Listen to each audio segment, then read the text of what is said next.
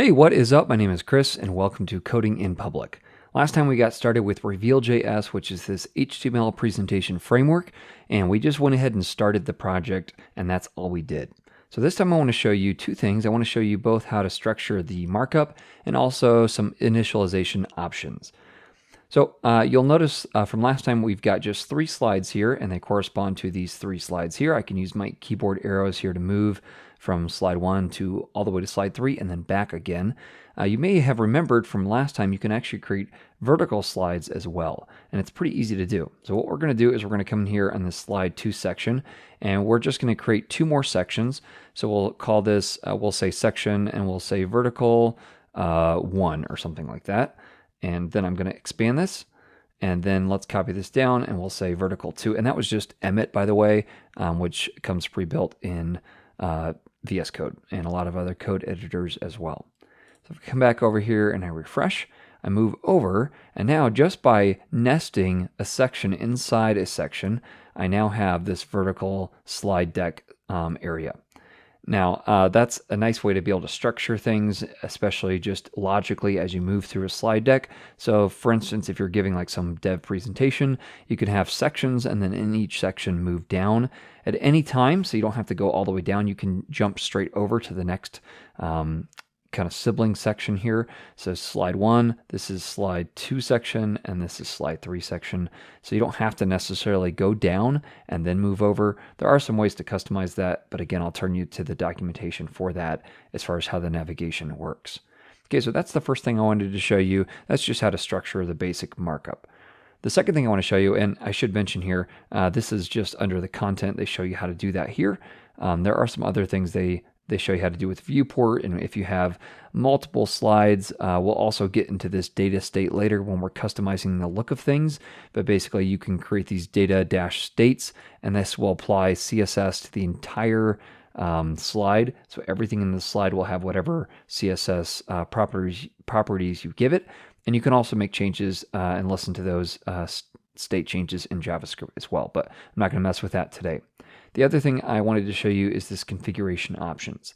So when you install the presentation or Reveal.js as I showed you, it will go ahead and initialize it by saying reveal.initialize, and it passes this object here that will customize essentially how your project looks, how it runs. And all of those initialization options are shown here in this configuration option. So everything that's shown here is the default value, but you can obviously change that if you want to. So for instance, if I don't want those controls, the arrows in the bottom right hand corner, I can say controls, and remember this is an object, so I can say false, and then save it, come over here and refresh, and you notice that it's all gone. So there's no more controls. You just have to swipe on a touch screen or use your keyboard arrows. So that's how these things work, and I'll just walk you through a few that may be important to you. That controls may be helpful. You can actually have a little tutorial that kind of bounces and shows them, hey, you need to use this. You can show where you want those to go. The other thing you may be interested in is this progress bar. I found using this on mobile, if you plan to let people use this presentation on mobile, that bar kind of can be confusing, because if you tap it, it will jump you in the presentation, and it's far too easy to tap it when you're trying to hit the little control arrows. So either turn off the controls or turn off the progress. That's my preference. Also, as a slide number, you can add if you want to, but I'll skip a lot of these other things. You'll notice that they've got hash set to true. And what that does is if I come over here, you'll notice I've got hash and then 2. That tells me I'm on the 3rd slide technically, because this one is 0.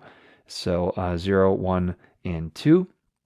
That also means you can link to specific slides and jump between slides in your presentation deck. And you can also send people links to specific slides. So I think it's helpful to keep this hash true on. A couple other options I wanted to show you. You can disable the keyboard if you want to. By default, it is enabled.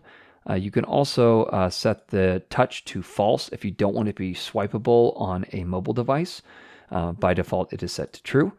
And then you can loop the presentation. So for instance, if you've got some kind of presentation on a tablet that's kind of self-serving, you can let people just loop through it, or a slide deck just with images or whatever. There's probably easier things to use than this if that's all you're using it for, but that is something to note. There's a bunch of other things in here. I don't want to go through every single thing. But let me show you just one or two other things. There's this auto animate. This is really cool. I'll show you how to use this in a second. If you don't want this to be used, you can disable the entire thing. But I think there's some cool stuff you can do with that. There's also ways to customize those auto animate styles. But again, I'll show you those. These are the things that will auto animate if you just apply a little data class to things, or data attribute. All right, I think that's mostly what I wanted to show you. There's some transition options here. If you want to set a transition style for everything, you can also set transitions for individual slides, and I can show you that next time. But go ahead and have a look through here and just see basically what you might want to do that would be different. By default, I think most of their things that they do are really helpful and the right choices for their defaults. But this is where you would configure each of those options. And again, you just pass them in here in this object in the initializer. Next time we will look at some of these plugins that you can use. You'll notice that it's using 3 by default here, and I'll show you how to use those next time and how you might want to add or remove plugins that are available to you. All right, thanks so much for watching, and happy coding.